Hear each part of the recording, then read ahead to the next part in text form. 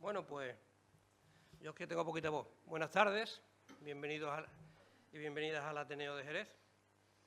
En nombre del presidente, pues le damos bienvenida a todos los que estáis aquí, aunque él, por sus obligaciones, eso que todavía trabaja, no está jubilado, tiene más dificultad de encontrar hueco para poder venir a todas las actividades. Bueno, la actividad de hoy sigue siendo como consecuencia, como consecuencia suena muy raro, ¿no? Es decir, gracias a el acuerdo que tenemos entre el Ateneo y la agrupación Magallanes de ir trayendo no solamente conferencias o actividades que puedan ser más literarias, podemos decir así, de historia o más clásicas, sino también empezar a introducir cuestiones que tienen que ver con la ciencia, ¿no? Entonces, desde ese punto de vista, pues estamos muy contentos de poder contar con vuestra ciencia para que nos abra los conocimientos que no solemos tener, ¿no? Entonces, ese es el motivo por el que estamos aquí. Y hoy, pues, nos va a hablar Javier Parra sobre grandes espectáculos astronómicos, ¿no? Bueno, yo quiero... Di tú algo, que pasa sentado aquí, vamos. Pues nada, yo presentar un poco a Javier, que ha sido un gran fichaje de la agrupación, porque lo tenemos hace poco tiempo, pero estamos muy orgullosos de tenerlo, sobre todo con su campaña con los cielos oscuros y la contaminación lumínica, que hace falta, y con su experiencia que lleva en astrofísica muchísimo tiempo, ¿no? Entonces estamos deseosos de escuchar a nuestro compañero y que siga el acuerdo y que sigamos viniendo. Ahora hay una buena racha de divulgadores que han salido nuevos en la agrupación, así que hay cantera como para seguir que la agrupación siga aportando conferenciantes para estas charlas y nada más, pues cederle el turno a mi compañero para que os deleite con los grandes eventos astronómicos. Voy a leer aquí una cosa del currículum que me han dado, por aquí, un poquito de conocer a Javier. Yo, cuando me han pasado el currículum, he visto la titulación. Primero, es claro, licenciado en astrofísica por la Universidad de La Laguna, pero me vaya a permitir que la segunda línea es la que a mí me ha llamado un poco más la atención por una cosa. Yo he sido profesor de informática en la UNED y he visto que tiene el título de Informática y Sistemas por la UNED. Bueno, yo puedo prometer y prometo que cualquier persona que saca el título de Informática en la UNED es un superhombre, aunque no tenga capa. Yo, como profesor de la entidad, sé la enorme dificultad de conseguir esa... Sí, nosotros vamos, es decir, yo creo que es verdad... físico por la UNED también. Es verdad que el que no conoce la UNED, pues bueno, por eso de que es una universidad a distancia, puede pensar que eso es más fácil. El que conozca la UNED, yo siempre se lo he dicho cuando he ido a cuestiones con la universidad, de contratación y de empleo, he dicho, mira, si encuentras a alguien de la UNED, haya estudiado lo que haya estudiado, contrátalo. Va a ser capaz de resolverte solo cualquier problema porque se ha enfrentado a todos los problemas del solo. Entonces, por eso digo que es una línea que se puede leer muy rápida si no te cae alguien que sabe la enorme dificultad, ¿no? O sea, pues yo lo que os quiero decir a todos los que estáis aquí es que estáis en presencia de un superhombre.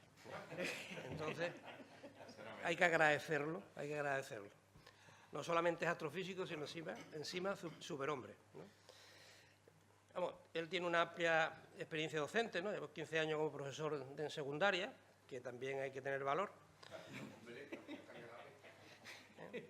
Adjunto al Departamento de Mecánica Física de la Universidad de La Laguna y profesor de la Escuela Superior de Ingeniería de la Universidad de La Laguna.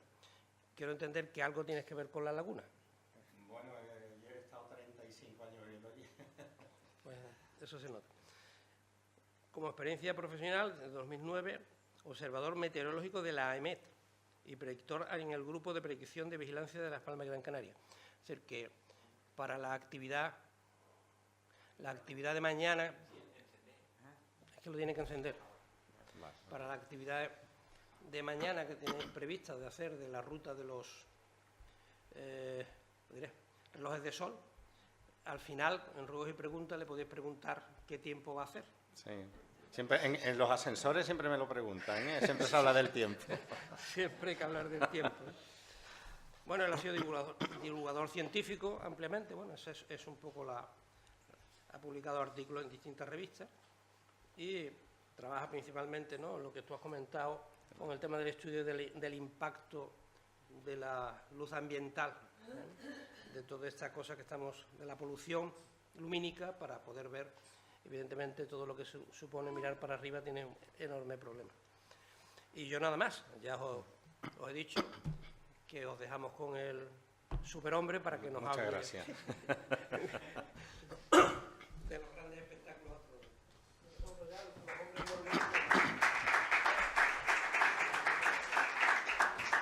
Bueno, aplaudan al final si les gustan, ahora no tiene mucho mérito. Bueno, pues nada, pues muchísimas gracias. La verdad que es un placer estar aquí en el Ateneo de Jerez. Yo no había estado nunca aquí y bueno, os lo agradezco, esta invitación. Y también agradezco que hayáis venido, que tiene mérito un jueves por la noche a las 7:30, pues venir a estas cosas, escuchar a un friki hablar aquí de espectáculos astronómicos, así que es de agradecer. Bueno, como bien han comentado, mi actividad profesional ahora mismo está encaminada. Yo he trabajado en muchos sitios, bueno, los astrónomos pues estamos para lo que estamos, no somos tantos y a veces tienes que trabajar en proyectos que no te imaginas, pero bueno, desde hace 5 años, pues bueno, más hace 10 años empezamos a montar un proyecto precisamente por las dificultades que estamos encontrando en los laboratorios de Canarias. Sabéis que Canarias es uno de los lugares privilegiados para observar el cielo. Hay 3 lugares en el planeta Tierra que son referentes, que son Hawái, La Silla en Chile y Tenerife y La Palma, sobre todo, ¿vale? Yo me quedo con La Palma, perdón, y Chile tiene de los mejores cielos. La verdad que Canarias es un lugar privilegiado para observar el cielo. Y además La Palma tiene una ley de protección del cielo. Es el único lugar del planeta que tiene una ley estatal de Madrid, elaborada en el Parlamento de Madrid, donde se protegen los cielos. Allí es delito contaminar. Se sanciona, ¿vale? Y se paralizan obras, incluso se cierran hoteles. Eso ocurre, es el único sitio. Ojalá fuera en todas partes, ¿no? Y a partir en Tenerife, que sí está más contaminado, no hay una ley que lo proteja, sino hay un poco de voluntad, pues hace unos años empezamos a ver que la calidad de las observaciones astronómicas iba disminuyendo y empezamos a trabajar en proyectos de contaminación lumínica. Y bueno, yo la parte que me corresponde y que hago es medir, porque en ciencia sabemos que aquello que no se mide no existe. Entonces desplegamos laboratorios de medida de la contaminación lumínica, pero ya no solo desde un punto de vista astronómico, ¿no?, sino de un punto de vista medioambiental. Son muchísimos los artículos en los que ya se ponen de manifiesto el impacto que tiene la contaminación lumínica sobre el entorno medioambiental, sobre insectos, sobre mamíferos, sobre aves, rutas migratorias. En fin, son muchos las aves que mueren al año porque se sigan con la luz. Y de hecho el proyecto en el que yo estoy metido ahora es en Cabo Verde, Canarias, Madeira y Azores, porque la población de pardelas marinas ha disminuido en 2/3 partes. Y el mayor factor que ha provocado esa disminución es la contaminación de las costas, porque no son capaces de encontrar. Pero bueno, yo no venía aquí a hablar de contaminación lumínica, venía a hablar de grandes espectáculos astronómicos, pero ya que lo han comentado, siempre me gusta también decirlo, porque bueno, hay un grupo importante ya en el planeta Tierra que trabaja sobre esto y, como siempre digo, no queremos apagar luces, sino lo único que queremos es que... Ya ha venido. Qué oportuno, ¿verdad? Esto no estaba preparado, ¿eh? Ha sido espontáneo. Pero bueno, se agradece que alguien apague luces y que ponga las luces mínimas. Y esperemos no dormirnos. Y bueno, ya centrándonos en lo de hoy, pues yo quiero un poco comentar estos grandes espectáculos. ¿De qué vamos a hablar? ¿Qué son estos grandes espectáculos? Yo hace muchos años, como cuando tienes vacaciones te aburre y te gusta mucho tu trabajo, pues todavía sigue siendo mi socio y amigo, y con algunas personas más, pues decidimos en el año 98 crear un grupo para ir a visionar espectáculos astronómicos, donde fuera que ocurriesen, ¿no? Buscamos patrocinadores, presentamos proyectos, luego se unió otra idea que fue muy bonita y que seguimos manteniendo, y es seleccionar, junto con administraciones públicas, a 4, 5, 6 chicos de segundo de bachillerato y que compartieran con nosotros esa experiencia. Eso nos ha ayudado a crear vocación y, de hecho, muchos de ellos pues, han acabado estudiando carreras de astronomía, de meteorología y de, en fin. Íbamos persiguiendo grandes espectáculos y estos grandes espectáculos eran, pues, ver lluvias de estrellas, auroras boreales o australes, eclipses de luna y eclipses de sol. Y de eso es lo que yo voy a hablar un poquito, para que realmente cuando nos encontremos con un espectáculo de este tipo tengamos una visión un poco distinta, lo entendamos, porque todos estos espectáculos no simplemente son espectáculos pasivos para verlos, ¿no? y disfrutarlo visualmente, sino que cuando lo comprendemos lo vemos de forma distinta y vamos descubriendo muchas cosas, y vamos a tener precisamente aquí en España, ¿no? y en esta zona de aquí, además en estas latitudes, la oportunidad de disfrutar de un eclipse de sol. Y bueno, y eso ya lo comentaré al final.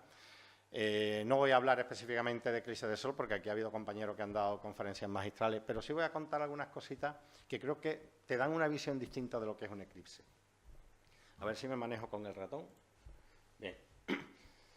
Y lo primero que vamos a hablar es de las lluvias de estrellas, ¿vale? Porque la que nosotros conocemos tradicionalmente, todo el mundo cuando le pregunta por lluvia de estrellas, pues te hace referencia a las Perseidas, ¿no? Las lágrimas de San Lorenzo. Pero a lo largo del año hay muchas, y mucho más espectaculares que las Perseidas. Las Perseidas cada vez acaban decepcionando mucho más, ¿no? Entonces, yo voy a comentar un poquito en qué consiste una lluvia de estrellas.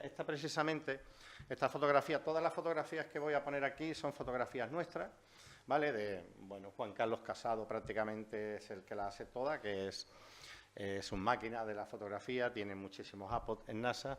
Y bueno, y esta fotografía está tomada precisamente en el Observatorio de Tenerife, en el Teide, y es una fotografía de muchas horas, es una exposición de muchas horas, y es precisamente las Gemínidas que tienen lugar en torno a diciembre, ¿vale? No tiene nada que ver con las de verano. Bueno, ¿cuál es el origen realmente? Pues claro, cuando vemos una lluvia de estrellas tenemos que pensar, o lo primero que nos podemos preguntar es de dónde proviene todo eso, ¿no? ¿Y cuál es el origen realmente de estas estrellitas, que ahora veremos que no son estrellas, pero bueno, de estos cuerpos que impactan contra la atmósfera? Bueno, pues tenemos dos zonas en el sistema solar, que es la nube de Oort y el cinturón de Kuiper. La gran mayoría provienen de la nube de Oort, como estamos viendo ahora. Creo que voy a poner una imagen un poquito más grande, creo que tengo una imagen aquí, ¿no? Efectivamente, en la nube de Oort. La nube de Oort es como una esfera de partículas que está en los confines del sistema solar, incluso llega muchísimo más allá, hasta prácticamente un año luz. Y son restos primigenios del sistema solar, tiene en torno entre 4.600 millones de años y 5.000 millones de años de cuando se formó el sistema solar, y quedaron ahí por desplazamientos gravitacionales. Sabemos que el sistema solar es todo un equilibrio entre planetas, el Sol y todos los cuerpos que están alrededor, y quedaron ahí perdidos. Es una especie de esfera toroidal. Veis el sistema solar que está dentro, pero por fuera estamos todos rodeados de esas partículas. De hecho, no sabemos, yo creo que las ondas estas que ya se han perdido, las Voyager, no sabemos si ha impactado con alguna. Yo creo que siguen enviando datos, pero como ya están en los confines, es muy probable que en cruzar esta zona, porque hay una alta densidad de estos cuerpos, pues para chocar contra alguno, ¿no? Y luego hay otra zona de donde provienen también, creo que también tengo una imagen, ¿de acuerdo? Que es esta, lo que le llaman los objetos transnewtonianos. Ahí también hay una zona con multitud de cuerpos rotando, y que están mantenidos en una especie de equilibrio entre la atracción gravitacional de los grandes gigantes del sistema solar, que son Júpiter, Urano y Neptuno. Bien, estos objetos están allí dando vueltas, pero a veces se producen desequilibrios gravitacionales, bien por conjunción de algunos planetas, bien por desviación o simplemente por impactos entre ellos. Creo que por ahí tenía un vídeo. Bueno, ahora voy a hablar de esto también. Creo que por ahí tenía un vídeo, ahora lo pondré. A veces por impacto, y por esos impactos pues se desvían de esa zona en la que están rotando. La gran mayoría salen despedidos hacia el sistema solar exterior, y se pierden. Creo que hace poco además tuvimos la visita de uno al revés, que venía de otro sistema solar, que también puede ocurrir, de otro sistema planetario que haya por ahí, pero muchos de ellos acaban desviados hacia afuera, pero otros no, otros son desviados hacia el interior. Cuando esto ocurre, en estas dos grandes nubes que he nombrado, la de Oort y la de Kuiper, los objetos que hay son los que prácticamente, casi todos ellos, si tienen un tamaño considerable, dan lugar a los cometas, porque esos que están ahí, al ser objetos muy primigenios del sistema solar, están formados por hierro, metales y hielo, ¿vale? Tienen hielo, no el hielo tal y como lo conocemos en la Tierra, pero bueno, sí hay hielo con CO2, dióxido de carbono, monóxido de carbono y algunos elementos, ¿vale? Y esos son los que dan lugar a cometas. Y luego hay otra nube, que es esta, la que está entre Marte y Júpiter, que es el cinturón de asteroides. Los asteroides se diferencian de los cometas porque los asteroides prácticamente no tienen hielo, son objetos rocosos, ¿vale? Y eso son más difíciles de observar. Los cometas los vemos porque cuando llegan cerca del Sol, ese hielo sublima. Para que no lo sepáis, la sublimación es cuando el hielo pasa, un material pasa directamente de estado sólido a estado gaseoso. En el espacio no existe el estado líquido, ¿vale? Entonces, o está en estado sólido o está en estado gaseoso. Cuando pasa cerca del Sol, subliman y forman la cola. Los asteroides no los vemos, no vemos esa cola, porque como no tienen hielo, realmente no podemos verlo.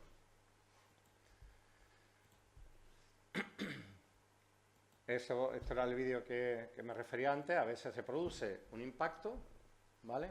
Y de ese impacto entre rocas, que no son frecuentes, pero se producen, pues salen despedidos muchas pequeñas partículas y llegan hasta nosotros. Entonces, resumiendo, en todas esas partículas, las que vienen, digamos, de las órbitas más externas de la nube de Oort y de Kuiper son los cometas, que luego veremos unos cuantos, y los que vienen de la zona más interior, entre Marte y Júpiter, son los asteroides, que son objetos rocosos. Como digo, esos son los más difíciles de ver.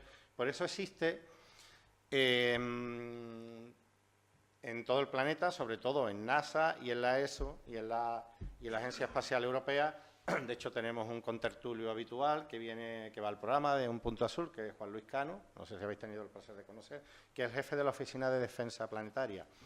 Esto suena muy pomposo y parece que van a venir con la espada láser a atacarlos. No, el problema es que hay muchos, lo que se llaman son neos, que son estas rocas, que son neos que son potencialmente peligrosos para el planeta, y tenemos que tenerlos catalogados. Hay un número importante de estas rocas. Los cometas sí los detectamos mucho más fácilmente con tanto tiempo, pero los asteroides no. Como no los vemos, pues tenemos que tenerlos controlados cuando están cerca, cuando se acercan a la Tierra y sobre todo en sus órbitas. Hay un proyecto, el proyecto Atlas se llama, donde hay una red de telescopios, por eso son tan importantes todavía la astronomía a nivel de Tierra, los telescopios, porque se acaban de construir 4 en Tenerife, de los que yo participo en el proyecto además, y esos telescopios lo que hacen es observar precisamente estos neos e ir catalogándolo. Además, cada mes se descubren unos cuantos que son potencialmente peligrosos. Potencialmente peligroso no significa que puedan impactar, a veces también pasar cerca pueden producir determinadas alteraciones. ¿Okay?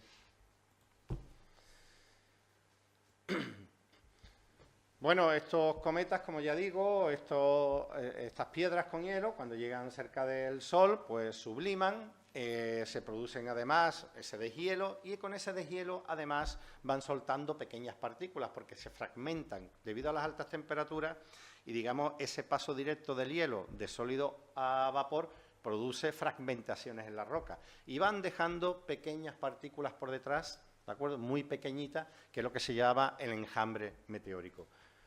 Cuando la Tierra, en su movimiento a través del espacio, cruza esa cola de pequeñas partículas que además quedan rotando en torno al Sol, cuando coincide la trayectoria, la Tierra sabemos que se va trasladando, ¿verdad?, y atraviesa un tubo meteórico de este tipo, es cuando se producen las lluvias de estrellas. Por lo tanto, esas lluvias de estrellas son los restos que nos han dejado estas grandes piedras, estos grandes cometas que han pasado cerca de nosotros.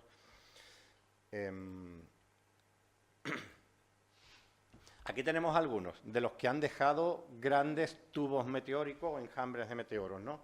El Hyakutake, que vino en 1996, Alevop, que la última vez vino en el 97, el Halley, que todos lo recordaremos, en el 86, creo que la próxima vez, creo que en torno al 2060, 2061 no volverá, pero bueno, el Halley dejó bastantes partículas y produce varias de las...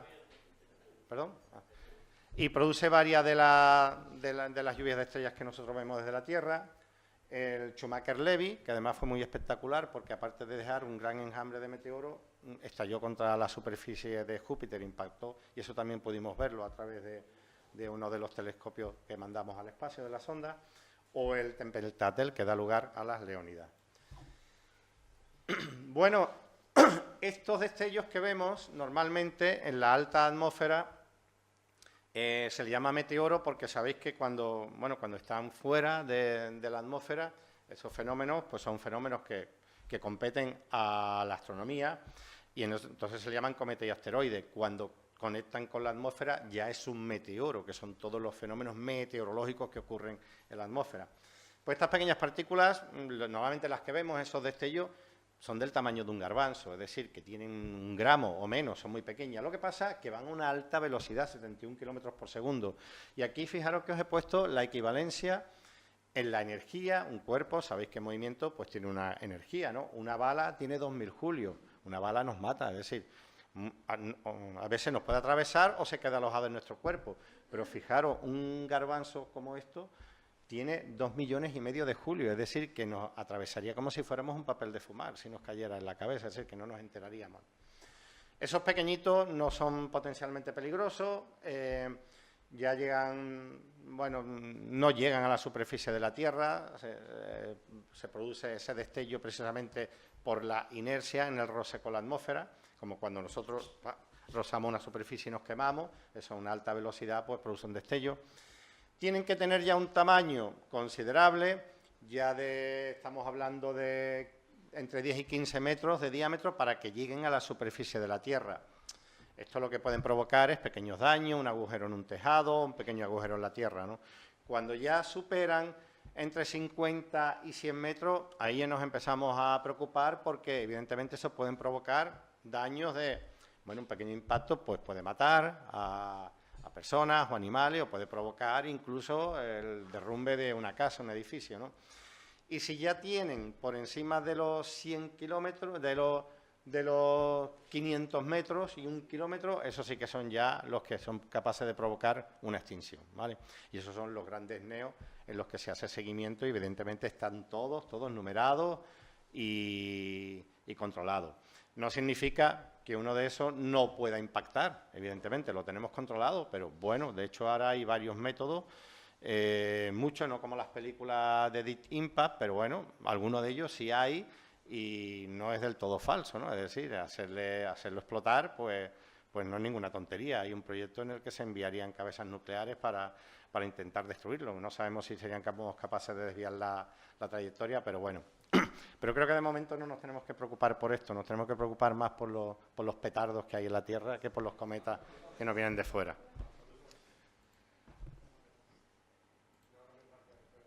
Exactamente. Y bueno, y aquí os hago un resumen de las lluvias que hay este año. Una no la hemos perdido ya, porque la charla no ha sido antes, que es la del 3 de enero, pero hay muchas que son bastante espectaculares. Y si tenéis oportunidad de observar algunas de estas, no os quedéis con las Perseidas, porque ya digo que las Perseidas es porque en agosto está todo el mundo de vacaciones, pero son normalmente las más decepcionantes. En torno al 22 de abril tenemos las Líridas, que es el producto del cometa Thatcher. En 6 de mayo las Aquáridas, que son restos del cometa Halley. Las Perseidas, que son el 13 de agosto, el 12 de agosto. Este año el máximo es el 11 de agosto. Este año lo bueno que vamos a tener es que va a coincidir con un eclipse total de sol y además como el eclipse total de sol es al atardecer, si nos quedamos luego un poquito más, pues podremos ver las Perseidas, pero ya digo que suelen ser bastante decepcionantes. Las Oriónidas, que tienen lugar en torno al 21 de octubre y para mí de las más espectaculares que yo he visto siempre son las Gemínidas, que es en torno al 12 de diciembre. Es verdad que hace mucho frío y os puedo asegurar que en el Teide yo lo he pasado verdaderamente mal, pero el espectáculo es impresionante y son de las más curiosas de ver. Otro de los grandes espectáculos astronómicos son las auroras polares, tanto boreales como australes. Yo siempre digo que para mí, y lo comentaré al final, el espectáculo astronómico más impresionante para ver desde la Tierra, el que produce más cambio en todos los sentidos, es un eclipse de sol, ¿vale? Y luego lo comentaré. Pero las auroras es un espectáculo absolutamente mágico. Si me permitís la palabra mágico, que a mí no me gusta mucho para relacionarlo con la astronomía, pero es algo mágico, maravilloso de ver, y yo recomiendo a todo el mundo que busque la oportunidad de verlas, porque es algo que no te lo imaginas hasta que no lo ves. No te imaginas ese espectáculo en el cielo hasta que no eres capaz de visionarlo, ¿no? Para hablar de las auroras boreales tenemos que hablar un poquito del Sol, ¿vale? El causante es el Sol. El otro día lo comentaba, ¿no? Tuve la oportunidad de dar también una conferencia sobre el Sol en el Parque de los Toruños. Hablamos sobre datos curiosos del Sol. Y bueno, el Sol es el que evidentemente provoca toda la energía y emana toda la energía que tenemos en la Tierra, y producto de ella, de esa energía que nos llega de ahí, son las auroras boreales, ¿no? O las auroras polares, ¿no? Se producen porque, yo creo que lo tengo en la diapositiva siguiente. Vale. Esto lo habéis visto alguna vez con los telescopios, son las manchas solares. El otro día comentaba, el Sol tiene varias capas, que son la más interna, que es el núcleo, la zona radiativa, la zona convectiva, la fotosfera, la cromosfera y la corona solar. Vale. Pues estas manchas que estamos viendo aquí, vamos a poner el vídeo en funcionamiento para que veáis, esas se originan en el núcleo. Y el otro día comentaba que ese testimonio que vemos ahí es el producto del inicio de una carrera de los fotones, porque el núcleo, las condiciones son tan extremas, estamos hablando de 15 millones de grados y de unas condiciones de presión impresionantes, que ahí no se puede hablar ni de materia. La materia como tal no existe. Existe un mejunje de fotones, de núcleos, de iones, que están todos mezclados y casi que no hay una estabilidad. Esos fotones, cuando parten del núcleo hasta llegar a la superficie del Sol, tardan 10.000 años. Es decir, esto que estáis viendo en la superficie ha tardado 10.000 años en llegar. Y estas manchas solares, bueno, aquí la estáis viendo, ¿no? En realidad, cuando llega ahí a la superficie es un flujo convectivo que está actuando como un caldero que tenemos al fuego. Es decir, está emergiendo, son más oscuras porque tienen una menor temperatura. La temperatura de la superficie del Sol son de 6.000 grados y estas manchas solares estamos hablando de en torno a 4.000 grados, por eso las vemos más oscuras, ¿vale? Está continuamente descendiendo, vuelve a subir, descienden en zonas de ebullición. Cuando hay un ciclo de máxima actividad solar es cuando se producen, pero debido al intenso campo magnético que tiene el Sol, cuando coinciden un tubo magnético, que es un camino magnético que existe en el Sol, con alguna de estas manchas, ese material emerge. Creo que por aquí tenía yo, a ver si la puedo pasar, bueno, no lo tengo. Creo que al final lo tengo, emerge y se producen las protuberancias, ¿vale? Las espículas es parecida, pero la espícula vuelve a caer y se producen las protuberancias. Esas protuberancias son las que salen por el espacio, llegan a la Tierra y son lo que provocan las tormentas solares. Cuando eso llega a la Tierra, vuelvo a repetir, esos fotones o esa energía que está llegando a la Tierra hace 10.000 años que partió del centro del Sol y nosotros lo estamos viendo ahora. Fijaros, ¿no? Es decir, que si el núcleo del Sol se apagara ahora, no os preocupéis que no nos enteraríamos hasta dentro de 10.000 años. Es decir, que no nos pasaría nada. Cuando eso llega a la Tierra, esas partículas, debido al campo magnético terrestre, que es el que nos protege además, la Tierra tiene su propio campo, pues todos esos fotones son desviados sobre todo hacia el polo norte y hacia el polo sur, por el desvío del campo magnético. Ahora hablaré un poquito del ciclo solar, ¿no? Cuando el Sol está en un máximo de estos solares, cuando esto se produce y llegan ahí. Esas partículas durante el día, la luz solar evidentemente está llegando, por ejemplo, si estamos hablando del Polo Norte, de día, y en la alta atmósfera lo que ocurre es que empieza a excitar átomos, moléculas que existen en la alta atmósfera, creo que lo tengo aquí, efectivamente. Por ejemplo, cuando llega a las capas altas de la atmósfera y excita a los átomos de oxígeno, lo que está haciendo esos fotones, chocan, los que estudiasteis química lo sabréis, chocan con esas moléculas, excita a los electrones, es decir, hace que los electrones salten de su nivel energético y durante todo el día pues mantienen a esos electrones excitados.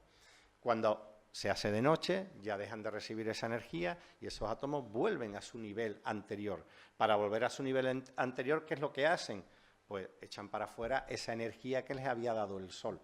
Y al echar la energía, en la naturaleza la energía, ¿cómo se manifiesta? Por colores, Entonces, en el caso del oxígeno, que emite a una determinada radiación de alta atmósfera, lo vemos con colores rojos, esa energía excedente.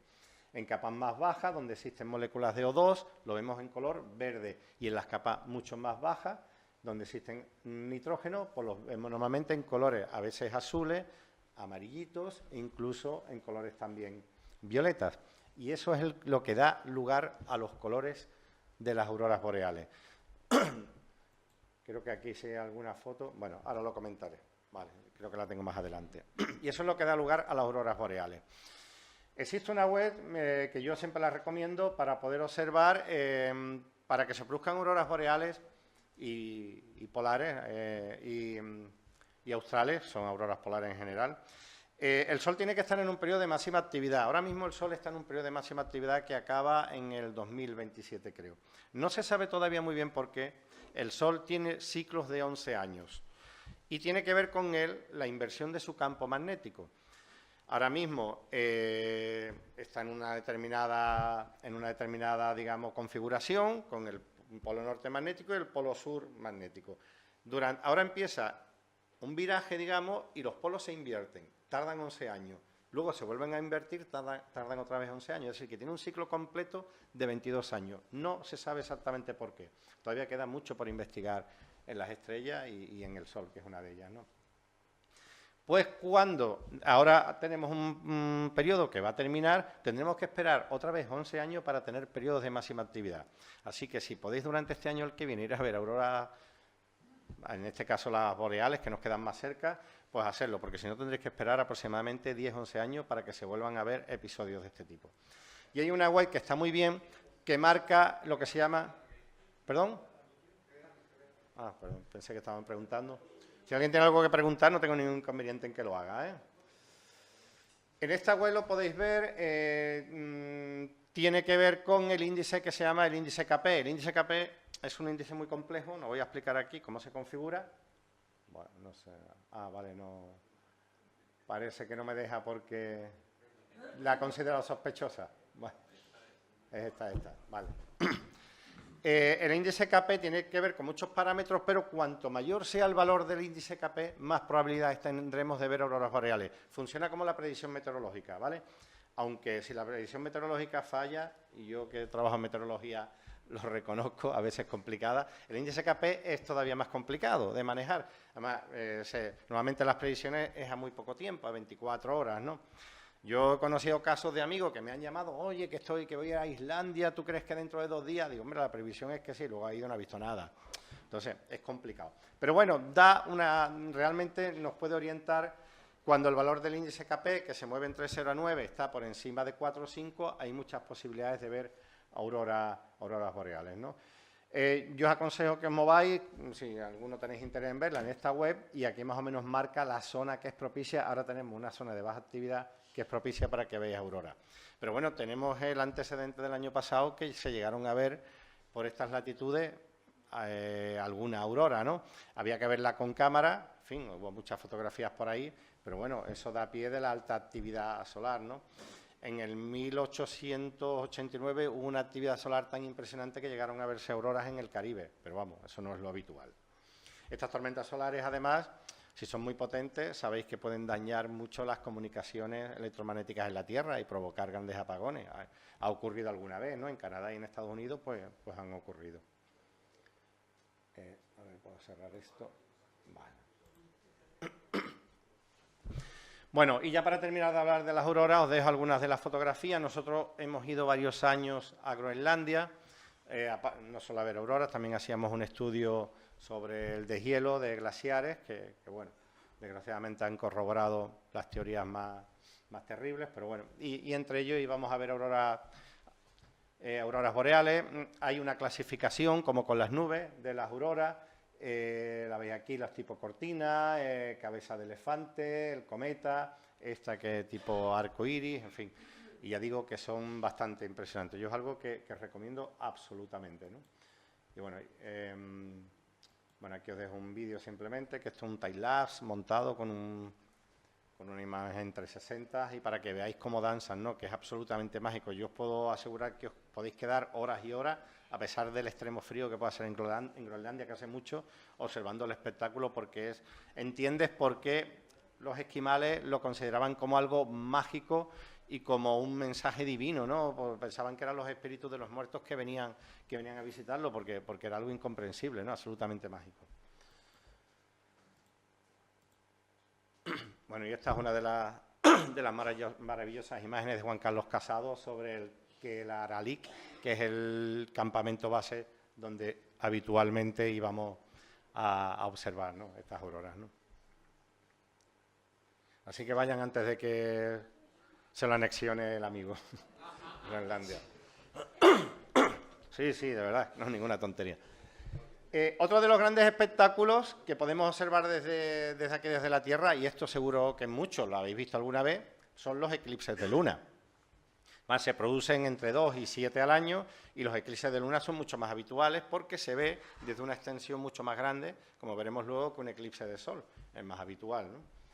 El eclipse de luna se produce, es muy curioso, porque además el único lugar en el sistema solar, mira que Júpiter o Saturno tienen lunas, ¿no?, tienen satélites, pero nosotros tenemos solo una, ¿no?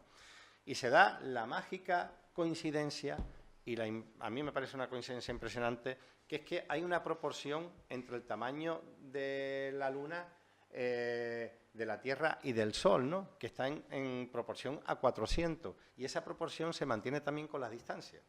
Si la luna estuviera más cerca, más cerca de la Tierra, no se produciría, y si la luna estuviera más lejos del Sol, o más cerca del Sol, tampoco se produciría. Entonces, es impresionante, por eso también se producen los eclipses del Sol, ¿no? Bueno, pues un eclipse de luna se produce cuando la Tierra se interpone entre el Sol y la Luna, efectivamente. En realidad, lo que estamos viendo es una sombra, la sombra que la Tierra está proyectando sobre la Luna. Cuando... ¿se puede ir para atrás? Sí. Fijaros, porque no lo he comentado, esa proyección de la sombra, por un lado, tenemos la penumbra y por otro lado tenemos la umbra. La umbra, si veis aquí, es realmente la proyección de la sombra de la Tierra que tapa toda la Luna. Y la penumbra realmente no, en la penumbra es la zona ya que queda fuera la proyección de la sombra de la Tierra, que no está tapando a la Luna solamente, es todo el resto. Entonces, por eso a veces los eclipses totales de Luna, si son lo que se llaman penumbral, no vemos a la Luna completamente roja. Si es parcial, sí la vemos un poquito, pero lo impresionante es el eclipse total, que es cuando vemos la luna roja, que esto es cuando se le llama la luna de sangre, esto que tanto le gusta a todos los esotéricos y tal, que por cierto ahora está muy de moda esto de llamar a la luna de cada mes de una forma, la luna del lobo, la luna del pastor, ¿no?, y la luna de tal, ¿no? Bueno, tiene que más que ver con los fenómenos de comportamiento humano, de la agricultura animal, pero bueno, se le ha dotado ahora de ese misticismo que yo no sé por qué se ha puesto de moda. Me imagino que porque atrae mucho más que ver simplemente la luna llena, ¿no? Estamos muy acostumbrados ya a eso. Bueno, una de las preguntas habituales y que a veces me hacen es decir, bueno, ¿y por qué no se produce un eclipse total de luna todos los meses, ¿no? Si es lo normal, porque todos los meses, cada 29,5 días, hay una luna llena y sería lógico, ¿no? Bueno, pues porque no estamos en el mismo plano. Realmente hay una diferencia de 5 grados respecto al plano de la eclíptica de la Luna. La Luna no está en el plano Tierra-Sol, entonces al estar 5 grados por encima no siempre coincide que la sombra, es una cuestión de perspectiva geométrica, no siempre coincide que la sombra de la Tierra nos tapa, proyecta para ocultar la Luna. Entonces no se produce evidentemente un eclipse todos los años. Si estuviéramos en el mismo plano todos, pues sí, todos los meses tendríamos un eclipse de Luna, pero afortunadamente o desgraciadamente no es así. Aquí lo veis perfectamente, solo se producen los eclipses cuando se está en los nodos, ¿vale? Cuando coincide precisamente la Luna aquí no, por mucha sombra que proyecte, no tapa completamente la Luna. ¿Y por qué le llaman la Luna de sangre? ¿Por qué la vemos roja? Bueno, esto es una cuestión de atmósfera terrestre. Si la Tierra no tuviera atmósfera, los eclipses de luna dejaríamos de ver la luna. Se vería un disco negro que en realidad se vería negro y se perdería ese color negro con el fondo del universo, del cielo. Es decir, no lo veríamos. Pero por el hecho de tener atmósfera la Tierra, esto es lo que se llama la dispersión de Rayleigh. Y os explico una cosa muy curiosa. La dispersión de Rayleigh lo que hace es que todos los componentes atmosféricos, todas las moléculas que hay en la atmósfera, dispersan las longitudes de onda azules y absorben las longitudes de onda rojas. Cuando hablo de azules y rojas, estoy hablando de una longitud de onda, ¿vale? Pero para no hablar en números.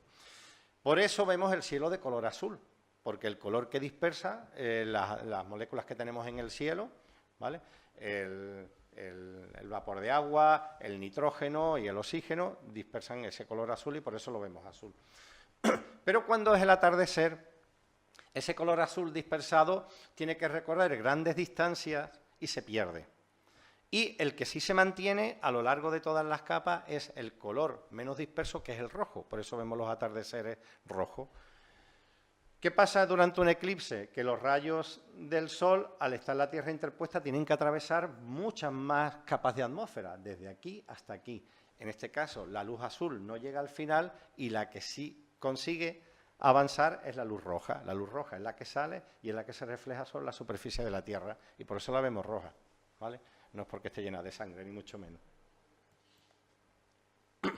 Bueno, y aquí tenéis algunas de las fotografías, bueno, algunas fotos que han sido realizadas por nosotros, donde vemos distintas tonalidades de color rojo. A veces depende también de la transparencia de la atmósfera o de la cantidad de polvo que haya en suspensión, pero normalmente nosotros la hemos llegado a ver de un color absolutamente rojizo. ¿Vale? También un espectáculo bastante maravilloso. Bueno, y llegamos, lo he dejado para el final porque para mí, desde luego, el mayor espectáculo astronómico que se puede observar desde la superficie de la Tierra son los eclipses de Sol. Y bueno, voy a tratar de explicaros realmente por qué motivo, ¿no? En el caso del eclipse de Sol es la Luna la que se interpone entre nosotros y el Sol. Y por lo que os comentaba antes, por esa maravillosa coincidencia en la distancia, es decir, la Luna está a la distancia perfecta para que cuando se produzca un eclipse total oculte completamente el disco del Sol. A veces, evidentemente, no todas esas intersecciones son iguales y cuando no es así se produce un eclipse anular, como vamos a tener en el 2028 desde aquí. Es decir, que en ese caso la Luna estará más cerca de la Tierra y no oculta completamente al Sol, sino lo que se ve, ¿de acuerdo?, es un anillo alrededor. Aquí lo vemos un poco. En el caso de los eclipses de Sol, la sombra que se proyecta no es tan grande, es mucho más pequeña, porque la Luna es bastante más pequeñita que la Tierra. Entonces proyecta una sombra que es una franja mucho más pequeñita. Y solamente se puede observar en esta franja que tiene en torno, normalmente, ahora veremos una imagen con muchos eclipses, ¿no?, pero que tiene en torno a entre 200 y 270 kilómetros, dependiendo de donde se produzca el eclipse. Por lo tanto, tened en cuenta que el año que viene vamos a ser unos grandes afortunados por verlo precisamente aquí. Es muy difícil verlo desde... Y más difícil lo que va a ocurrir, ¿no?, de tener 2 eclipses totales seguidos, ¿no? Pero es complicado de que te toque la lotería de ver un eclipse en tu localidad, de un eclipse de Sol. Aquí tenéis una imagen, fijaros la aleatoriedad muchas veces, aunque bueno, estos están previstos, ¿no?, se puede calcular estas trazas, pero fijaros los diferentes que son las bandas de totalidad, ¿no? Y evidentemente tienen un principio, tienen un origen y un final, porque la Tierra se va moviendo y llega un momento en que ya no está ocultando evidentemente al Sol y se pierde esa proyección de sombra, pero fijaros la aleatoriedad de bandas de bandas de sombra, de bandas de eclipses a lo largo de toda la geografía del planeta, ¿no? Es bastante complicado de poder ver. Además, la sombra se mueve a una velocidad que va... es muy difícil seguirla porque se mueve a una velocidad que va entre los 1.500 kilómetros por hora a los 3.500 kilómetros por hora. De hecho, para este año tenemos un proyecto muy bonito que esperemos que salga. Estamos en negociaciones, sobre todo para este eclipse, que va a ser muy complicado, que ahora lo comentaré, y es verlo desde un avión. Desde un avión vamos a perseguir la sombra y vamos a tener la posibilidad de vivir un eclipse que dura en torno a 2 minutos y poco, pues prolongarlo hasta casi 7 minutos, ¿no? Que eso puede ser maravilloso. Bueno, aquí está el eclipse del año que viene, de este año, del 2026. Aquí tenéis la proyección de la banda de la sombra. A ver, aquí. ¿De acuerdo? Entrará por el primer lugar que toca tierra, el eclipse este es en Asturias, ¿vale? Que el otro día escuché en la radio que los gallegos son los primeros que van a ver el eclipse. Si hay algún gallego, siento decepcionarle. No. Es que está mal calculado, vamos a ver, es que no es fácil. En un eclipse de sol, la proyección de la sombra no es lineal, es elíptica. Y por lo tanto hay una elipse y ese pico de la elipse, el primer sitio que toca tierra, creo que está cerca de Laredo, es decir, que antes de Laredo, ¿vale? Laredo pertenece a Cantabria, antes es a Gijón. De hecho, la primera ciudad grande que va, la primera capital va a ser Gijón, la que va a ver el eclipse. Entonces, toca tierra en Asturias. Y, bueno, recorre toda esta zona hasta perderse en el Mediterráneo. Que también estuve viendo en las noticias, bueno, en la radio escuchando, que están vendiendo cruceros por el Mediterráneo para ver el eclipse. Vamos a ver, eso es un timo. Me entraron ganas de llamar y decirle, ¿pero qué eclipse vas a ver en el Mediterráneo, amigo? Si es que el sol va a estar muy bajo, el sol va a estar... Cuando llegue al Mediterráneo el sol va a estar a 5 grados, que no tienes horizonte para poder verlo. Entonces, cuidado con todo esto que venden. Yo no sé cuál es el mejor lugar, porque el eclipse de este año... Y eso también os lo comento aquí, que no salga mucho porque si no desilusionamos va a ser un mal eclipse. El sol estará muy bajo, es muy tarde, en mitad de agosto se suelen formar muchos núcleos tormentosos y nubes bajas. Entonces, bueno, por eso nosotros se nos ocurrió que el mejor sitio para verlo era un avión, claro. Y vamos a intentar verlo desde un avión, pero en tierra va a ser complicado. ¿Dónde es mejor verlo? No lo sé. A mí me lo han preguntado muchas veces, pero no lo sé, no me atrevo. Este año estuvimos por ahí recorriendo lugares y resulta que el sitio que estaba despejado era Galicia. Fue cuando Galicia tiene una alta probabilidad de estar nublado y hubo unas tormentas por el centro impresionantes. Lo que sí es cierto es que tendréis que buscar un lugar que tenga un horizonte muy despejado, mucho horizonte hacia el oeste, porque si no, no lo vais a ver. En el momento que te cae una montaña o un edificio, al estar el sol tan bajo, pues no vais a conseguir verlo, ¿no? Pero no os preocupéis porque el que tenemos maravilloso es el del año 2027 que vamos a tener aquí. Fijaros que vamos a ser privilegiados porque la banda de totalidad va a cruzar realmente toda esta parte del estrecho. Entonces, sí es verdad que nos vamos a tener que apretar un poquito, pero bueno, lo vamos a ver aquí. Hay una cosa muy curiosa y es que vamos a intentar aprovecharlo este año porque el siguiente que va a pasar por aquí es en el año 2053. Igual ni con gafas graduadas lo vemos, pero bueno, puede ser. Pero es muy curioso porque esta franja es mucho más estrecha. Es decir, que nos vamos a tener que meter todo en Algeciras para poder ver el eclipse. Va a ser más complicado. Y luego el año que viene tenemos, que también es interesante y es curioso de ver, un eclipse anular, que también vamos a poder verlo desde aquí. Hombre, si nos podemos mover hacia el centro, pero el eclipse anular también es bastante interesante. Y os voy a hablar un poquito de qué cosas hay que ver en un eclipse, porque no es solo pararse a mirar la ocultación. Los eclipses de sol conllevan, yo digo que son eclipses multimedia, porque conllevan muchos fenómenos sensoriales, visuales, de comportamiento, que para mí, el primero, yo he visto... Creo que he visto 7 u 8, a veces ni me acuerdo, y el primero prácticamente no me enteré de nada porque estás tan nervioso y tan pendiente, pero luego ya te lo vas tomando con más calma, delegas, otros trabajan y tú te dedicas a ver un poquito todo lo que ocurre, y sí te vas dando cuenta de un montón de cosas, de un montón. Por ejemplo, durante un eclipse total, si podéis hacerle fotografías con los filtros, vais a ver perfectamente la corona solar, que eso no la podéis ver cuando veis el sol totalmente brillante, ¿no? Y es impresionante porque esta corona solar, esto que vemos ahí, es el campo magnético del sol. Y os daréis cuenta de la potencia que eso tiene para que cuando se producen llamaradas solares y que siguen los caminos del campo magnético puedan llegar hasta la Tierra. Es impresionante, ¿no? Parece algo mágico, ¿no? No te das cuenta que esté ahí ese velo, realmente que es un velo de fuerza y de energía y se pone de manifiesto durante un eclipse, ¿no?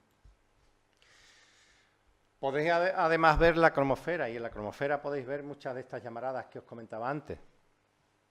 ¿De acuerdo? Que son estas que están aquí. Se ven de color rojo porque es hidrógeno ionizado y con la luz pues la longitud de onda que emiten es de color rojo, ¿no?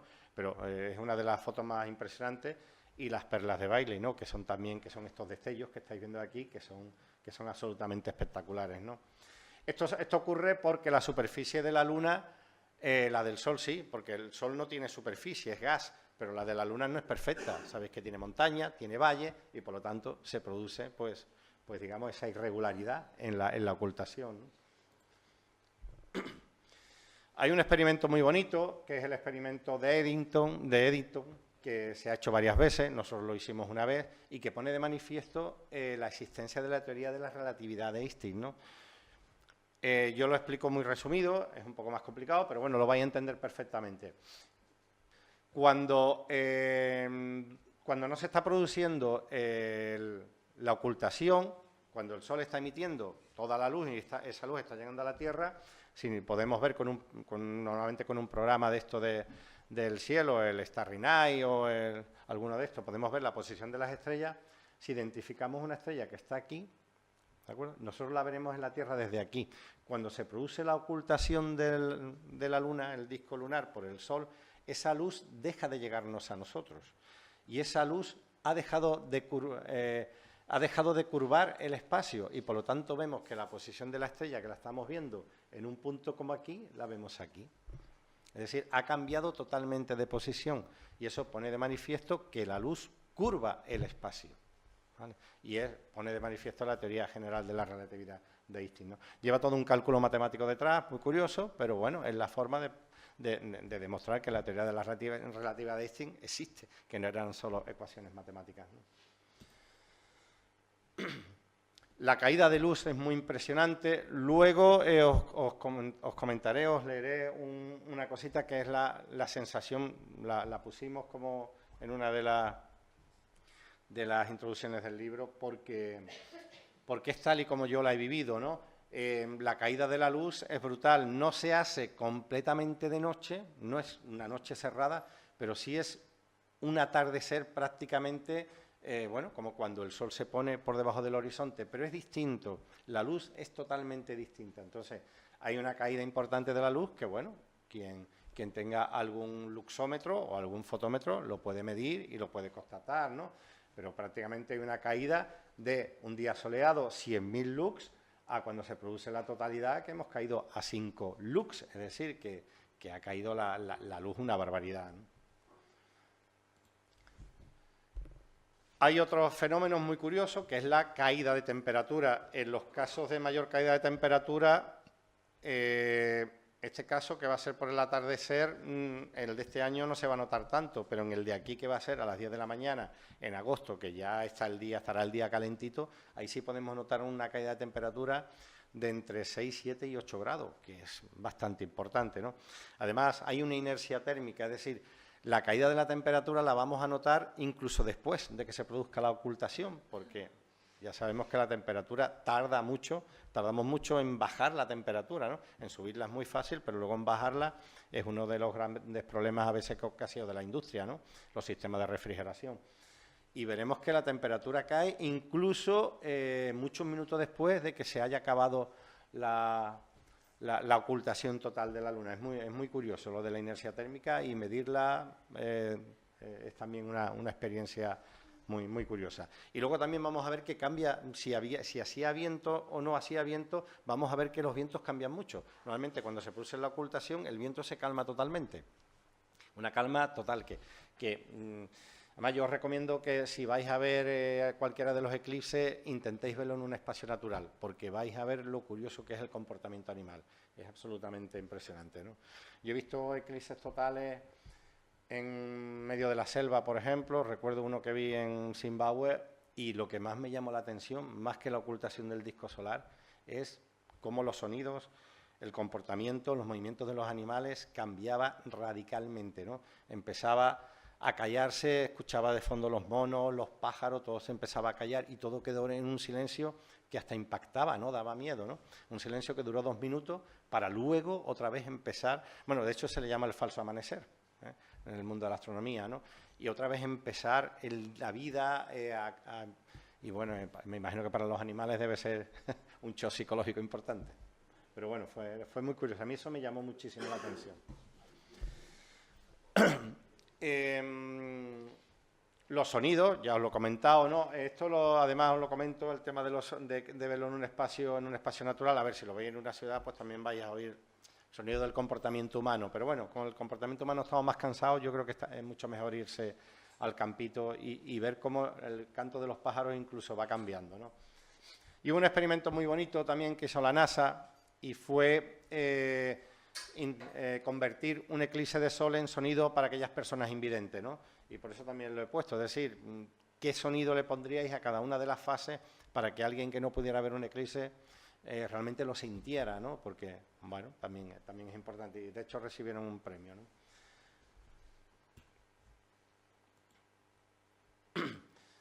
Y bueno, la otra opción es hacer el fotón de vuestra vida, ¿no? Que yo creo también es importante, que eso todo el mundo lo pensamos, ¿no? Esa foto que aunque no sea la más maravillosa, oye, y luego encuadrarla y ponerla en tu casa y enseñarla a la visita, pues te enorgullece, ¿no? Y creo que bueno, que es importante también saberlo, ¿no? Y hay cada vez hay más gente afortunadamente aficionada a la fotografía y, bueno, fotografiar un eclipse pues no es tan complicado, no es nada complicado. Así que, y por último me gustaría... Ya terminando, si me lo permitís, os voy a leer una cosa porque a mí me gusta mucho. Casualmente traje unos libros. No lo comentaré. Y hay una cosa que me gusta mucho porque lo pusimos al principio de este libro que ahora os comento, porque define perfectamente lo que yo he vivido cuando ya he sabido disfrutar de un eclipse, ¿vale? Porque ya digo que la primera vez y casi la segunda, pues estás tan nervioso, es la primera experiencia que tienes, pero luego los siguientes ya he intentado realmente vivirlo, interiorizarlo. Y esto lo escribió José María Gabriel y Galán después, el 1 de junio de 1900, después de ver el eclipse, en ese año hubo un eclipse en España, después de ver el eclipse. Y me encanta porque lo refleja perfectamente. Dice lo siguiente: desde el hermoso punto de vista que ocupábamos y con el auxilio de un anteojo y lentes ahumadas, vimos el eclipse desde el momento en que se verificó el primer contacto hasta que los discos del astro eclipsado y el interpuesto volvieron a separarse. Los momentos de la totalidad fueron verdaderamente sublimes en aquellos sitios. Callaron todos los pájaros, las vacas y los chotillos se llamaban y huían hacia la majada. Descendía la temperatura a muchos grados, durmióse el aire, se dejaron ver las estrellas y todo quedó envuelto en una luz que no era cárdena, ni violácea, ni lívida, aunque parecían todas estas cosas. Era una luz vaga y tristísima, que todo lo llenó de una profunda melancolía y de hondísima tristeza. Si Dios quisiera matar el mundo de pena, no tenía que hacer más que teñirlo de aquella luz por espacio de 8 días. Y nada más. Muchas gracias.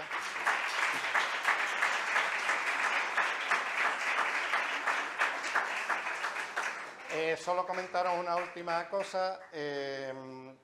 Los eclipses de sol nos han marcado tanto que, bueno, 4 frikis de esto, pues decidimos escribir un libro.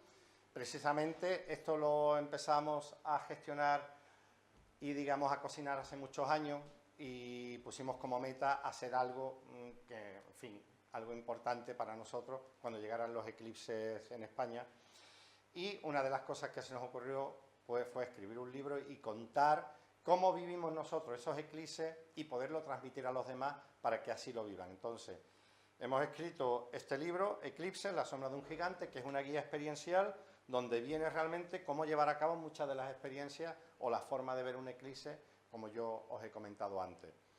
Ha sido escrito por un servidor, otro compañero astrónomo, Miquel Serra Ricard, que es el director del Observatorio Astronómico de Canarias, Juan Carlos Casado, que es la persona que tiene más APOD de España y de casi del mundo, tiene más de 100 imágenes astronómicas del día en NASA, y Carlos Javier Rodríguez, que es un gran pedagogo, divulgador y que realmente creó toda la marca Extremadura Buenas Noches y ha posicionado los cielos de Extremadura como uno de los mejores del continente europeo.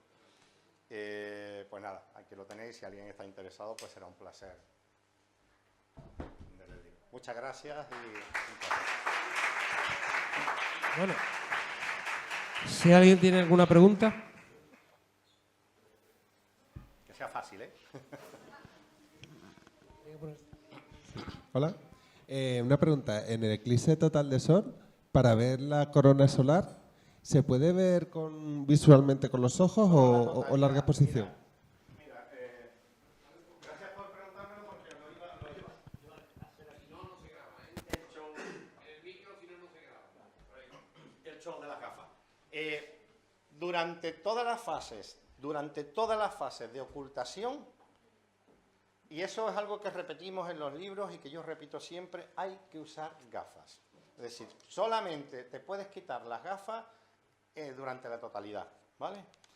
Y una cosa que recomiendo siempre, el uso de las gafas. No puedo estar viendo el sol, viendo la parcialidad y hacer así, quitarme las gafas y mirar por otro lado, porque un segundo que mires al sol en ese momento te puede dañar de forma irreversible. Es decir, voy de lado, me pongo las gafas, estoy mirando la parcialidad, si me la quiero quitar, hago así, miro por otro lado y me las quito. Y solamente quitaros las gafas en el periodo de totalidad, ¿vale? Fuera de la totalidad, para nada, porque de hecho nosotros tuvimos un compañero que sufrió daño, que no se dio cuenta, se quitó las gafas y sufrió daño en la retina. Entonces tuvo luego que operarse, no ha recuperado toda la visión, entonces es importante, ¿vale? Eso, llevarlo a cabo y sobre todo gafas homologadas, en fin. Pero la pregunta que te ha hecho es si la corona y las perlas de Bailey y demás... Sí, eso se puede ver porque eso ocurre en la totalidad. Eso, hombre. Simplemente a recordar la pregunta. Claro. Eso ocurre durante la totalidad, perdona, porque yo con las gafas ya se me había olvidado responderte. Sí lo puedes ver, ¿vale? Y además ese es el momento en que es bueno hacer la fotografía o hacer un time-lapse, que luego vas a poder hacer el montaje y verlo, ¿vale? Pero eso de hecho solo se ve en la totalidad.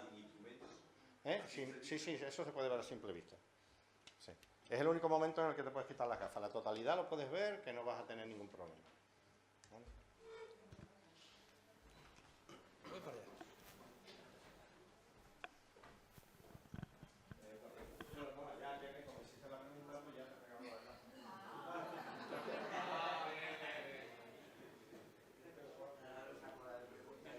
Yo no tengo más, Esa la traía para la demo. ¿A qué se debe los distintos colores de las lunas? ¿Es la misma razón? ¿Perdona? ¿A qué se debe? ¿A qué se debe los distintos colores de la luna? ¿Es la misma razón por la de la luna roja? Fíjate en una cosa, en una cuestión. La luna no emite luz. De hecho, la luna, el albedo de un cuerpo es la cantidad de luz que refleja, ¿vale? Esa superficie. El carbón tiene un albedo del 12%. Si tú lo iluminas con una luz, refleja el 12%. La luna del 7%, es decir, la luna no emite nada de luz. En fin, toda la luz que estás viendo de la luna es reflejada del sol, es decir, es la luz solar que estás recibiendo, ¿vale? Entonces, la luz la ve de distintos colores y nosotros la vemos de distintos colores desde aquí, cuando está atardeciendo, cuando está por la atmósfera terrestre. Si la Tierra no tuviera atmósfera, la verías completamente blanca o completamente negra, ¿vale? Pero todo el color de la luna es resultado de la atmósfera que nosotros tenemos en este planeta. Por eso vemos esos atardeceres tan maravillosos. Yo no acabo de entender el experimento famoso de Einstein, que fue De Eddington. el experimento de Einstein en 1919. Creo Sí, el de Eddington. No lo acabo de entender. El de Eddington. Tiene que ver el que la luna esté delante para que nosotros lo que veamos detrás, porque se supone que la curvatura es la misma, ¿no? No, pero la luz deforma el espacio. La luz que te está llegando a ti deforma el espacio. Tú cuando tú estás viendo tú miras hacia el cielo, ¿vale? Y estás viendo el sol y si vieras una estrella que está aquí, ¿vale? Eso la estás viendo así porque la cantidad de luz, toda la luz que está emitiendo el sol te está llegando y está deformando el espacio que te está llegando a ti. Cuando se oculta por la luna, ve esa estrella que estaba aquí, la estás viendo en su posición original. El sol, toda la energía que está enviando el sol, ha dejado de deformar el espacio. Vale.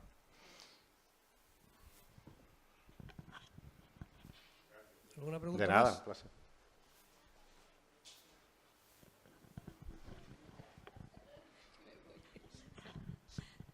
quería preguntar, ¿los cometas qué tiempo duran? Porque como el Halley ya ha venido no sé cuántas veces. Esa es una buena pregunta.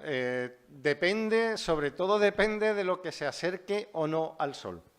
¿Vale? Cuanto más se acerque al Sol o que tenga la coincidencia de pasar por una atracción gravitatoria de uno de los grandes planetas, pues evidentemente morirá. Hablé antes de uno, ¿no? El Schumacher-Levy, que precisamente no se sabía, pero pasó tan cerca de Júpiter que fue atraído gravitacionalmente por Júpiter y chocó contra su superficie. El Halley todavía sigue siendo un gran cometa y le quedan unas cuantas visitas, aunque tarde tanto. Sobre todo porque ten en cuenta que el mayor deterioro que sufre el cometa es cuando pasa cerca del Sol. Pero cuando no está cerca del Sol, mantiene intacta su tamaño, su característica, porque no hay nada, a no ser que choque contra algo en el espacio, no hay nada que lo deteriore, ni que disminuya su tamaño. Entonces, volverá otra vez a pasar, ¿vale? Pero bueno, si no vuelve a pasar es que igual ha chocado contra un objeto ahí en la nube de Oort. Preguntarte, ¿por qué la Luna presenta siempre la misma cara? ¿Por qué la rotación? Porque tiene el mismo, porque el periodo de rotación es el mismo que su periodo de traslación, tarda el mismo tiempo. Entonces, a ver, es como si tuviéramos, para que lo entiendas, como si cogiéramos, como si la Luna estuviera atada a una cuerda con la Tierra. Realmente la fuerza gravitatoria tan potente de la Tierra hace que el movimiento es como si tuviéramos una cuerda. Entonces la Luna va girando, pero nosotros la vemos siempre, se va trasladando, pero la vemos siempre con la misma cara. ¿De acuerdo? Entonces su movimiento de rotación coincide exactamente con el tiempo que tarda en la traslación y por eso lo vemos con la misma cara. La cosa es, ¿por qué es lo que ha hecho eso? O sea, ¿qué ha provocado que la Luna se quede clavada con respecto a la Tierra en su rotación? La fuerza gravitatoria. La fuerza gravitatoria de la Tierra, la potente fuerza gravitatoria. Mira, hay un experimento, coges una naranja y coges una fruta más pequeña, una manzana, y le clavas un palillo de diente. Y haces el movimiento de que la manzana vaya girando en torno a la Tierra, pero al mismo tiempo que ese palillo está apuntando siempre hacia la Tierra. Y verás que la Luna va rotando, pero el movimiento de rotación es así, da una vuelta completa cada periodo completo de traslación. Y verás cómo siempre va ofreciendo la misma cara. Eso es la fuerza gravitatoria. Evidentemente la Luna es mucho más pequeña que la Tierra. Bueno, yo quería deciros, más que hacer una pregunta, quería hacer una propuesta. Hayas dicho que las lluvias, la que llamamos la lluvia de San Lorenzo y estas cosas que decimos, ¿no? Que no es el mejor momento de agosto, sino que hay otros momentos del año, siempre que no haya nubes, ¿no? Entonces yo voy a hacer una propuesta para que yo no sé, me imagino que lo hará, pero que lo haga con el Ateneo, hacer una visita de esta, irnos al campo una noche de esa y ver una historia yo creo que puede ser interesante. Tiene que coincidir con alguna de las lluvias de estrella, claro. Vale, eso es, que se haga, hombre, con previsión, como vosotros organizáis eso, que lo tengáis en cuenta, que yo estoy seguro que si nosotros planteamos una propuesta de esta característica, habrá mucha gente del Ateneo interesada. Yo el primero, vamos, ¿vale?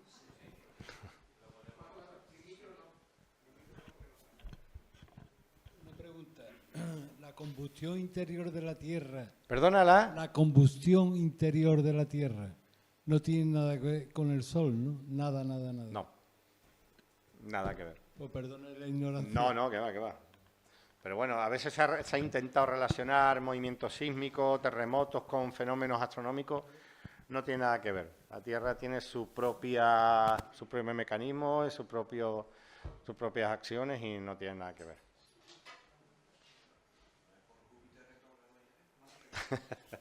Sí.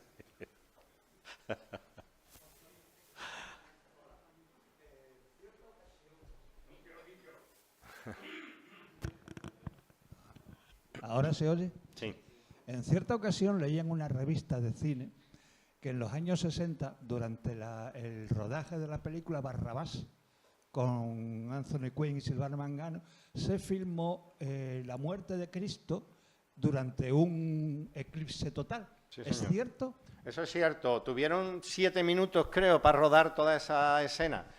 Eso lo leí yo y es verdad, es cierto. Lo hizo aposta, fue en Italia, ¿no? Creo que fue, ¿no? Y cundió el pánico, porque claro, decían, como esto falle, a ver qué hacemos, tenemos que cambiar todas las escenas de la película. Y fue un eclipse largo, pero eso, tuvieron 6 o 7 minutos para hacer toda... Y tuvieron que ensayarlo, pero centenares de veces, por el miedo a que durante el eclipse fallara, porque lo vendieron como un hecho espectacular de la película. Sí, es cierto. Hola, yo quería saber cómo se llega a la conclusión de que lo que decías tú de la energía del centro solar tarda 10.000 años en llegar a la superficie. Bueno, porque se han creado... A ver, la astronomía, evidentemente, no es una ciencia de laboratorio. Es complicado recrear en un laboratorio muchos de los fenómenos. Estamos hablando que el núcleo del Sol pues está a 15 millones de grados. A ver quién es el guapo que monta un chiringuito con 15 millones de grados, ¿no? Entonces, todo se ha hecho por creación de modelos. Existen los modelos físicos y matemáticos que simulan condiciones. Entonces, con esa simulación de condiciones se puede, entre comillas, ¿no? Se puede más o menos predecir qué es lo que está ocurriendo. Pero bueno, es lo fantástico de la astronomía. Luego resulta que cuando mandamos, ahora se están mandando bastante satélites y que se aproximan incluso al Sol, ¿no? Entonces, es muy probable que nos desvele cosas que no conocemos y grandes misterios, a lo mejor en líneas generales. Algunas de las cosas que marcan el comportamiento del Sol, pues sí serán ciertos, pero también es muy probable que muchas de estas veces modelos y teorías se derrumban porque se descubren cositas nuevas, ¿no? Evidentemente al Sol no podemos ir, está claro, ¿no? Pero sí que podemos evidentemente aproximarnos, vemos zonas donde a lo mejor observar cómo se mueve ese flujo convectivo en la superficie y quizás descubramos más cosas. Pero bueno, todo en astronomía casi todo funciona como un modelo. Imagínate los cuásar que están a 13.000 millones de años luz, ¿no? Entonces, son modelos teóricos casi todo. Bueno, pues muchas gracias por responder a todas las preguntas. Y un aplauso para terminar. Gracias.